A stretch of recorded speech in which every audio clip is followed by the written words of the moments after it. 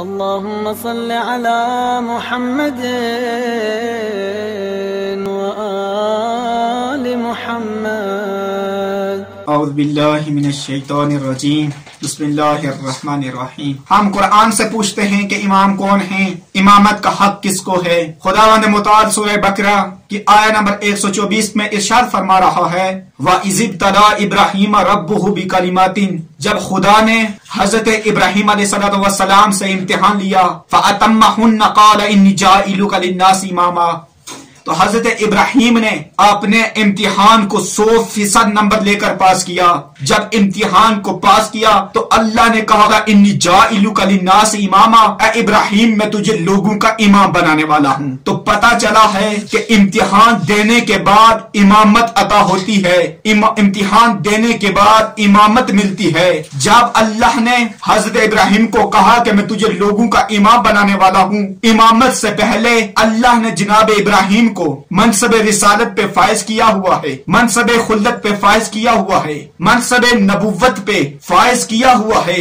اب جب امامت کا مرحلہ آیا تو جناب ابراہیم نے کہا وَمِن ذُرِّيَّتِي، خدایا کہ یہ عہدہ امامت میری ذریت میں بھی رہے گا. تو تب اللہ نے کہا لَا يَنَالُ عَهْدِ الظَّالِمِينَ، ابراہیم یاد رہے یہ عہدہ امامت ظالموں کو نہیں ملے گا، مظلوموں کو ملے گا، گناہگاروں کو نہیں ملے گا، معصوموں کو ملے گا. تو قرآن کی روح سے پتہ چلتا ہے کہ امام بنانا خالق کا کام ہے، خالق جسے چاہے اسے امام بنائے. مخلوق کا کام یہ ہے خالق کے بنائے ہوئے امام کی اتباع کرے، مخلوق کو چاہیے کہ خالق کے بنائے ہوئے امام کی پیروی کرے. جب اللہ خود امام بنا رہا ہے بندوں کو کوئی حق حاصل نہیں کہ خدا کے بنائے ہوئے خلیفہ کو چھوڑ کر، خدا کے بنائے ہوئے اماموں کو چھوڑ کر دنیا کے اماموں کو امام بنائے. جب اللہ نے جس کو امام بنایا ہمارے اوپر واجب ہے کہ ہم اس کی اطاعت کریں.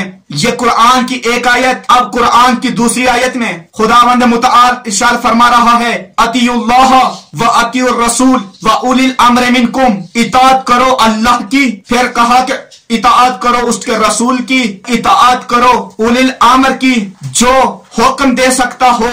اب اطاعت کرنی ہے یا اللہ کی کرنی ہے یا رسول کی کرنی ہے یا صاحبان ایمان کی کرنی ہے. اب ایک اور آیت سے یہ واضح کرنا چاہتے ہیں کہ کن کی اطاعت کرنی ہے.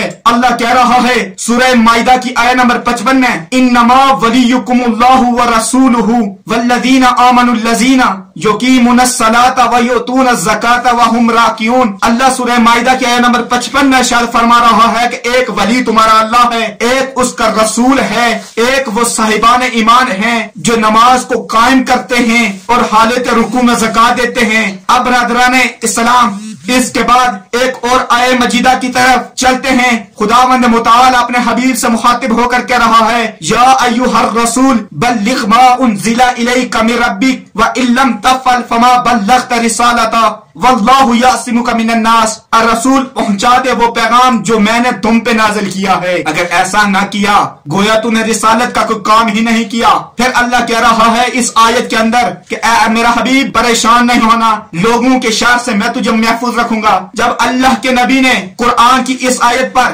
عمل کرتے ہوئے اللہ کے فرمان کے مطابق، جب اللہ کے نبی نے غدیر خم کے مقام پر من کنت مولا فہذا علی مولا کر کے دنیا والوں کو بتا دیا اور دکھا دیا کہ میرے جانے کے بعد یہ رہبر ہیں، میرے جانے کے بعد یہ امام ہیں، تب اللہ نے آیت نازل کی، کہا کہ الیوم اکملت لکم دینکم واتممت علیکم نعمتی ورضیت لکم الاسلام دینا، کہ آج کے دین کامل ہو گیا ہے اور نعمتیں تمام ہو چکی ہیں. اب اتنی آیات پیش کرنے کے بعد پتہ چلتا ہے کہ امام وہی ہوتا ہے جو اللہ کی طرف سے ہو.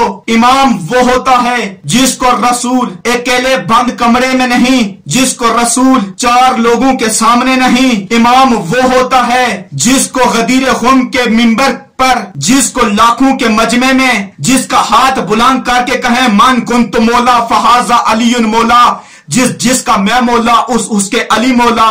اب امام وہ ہوتے ہیں یا اس علی کے 11 بیٹے امام ہو سکتے ہیں.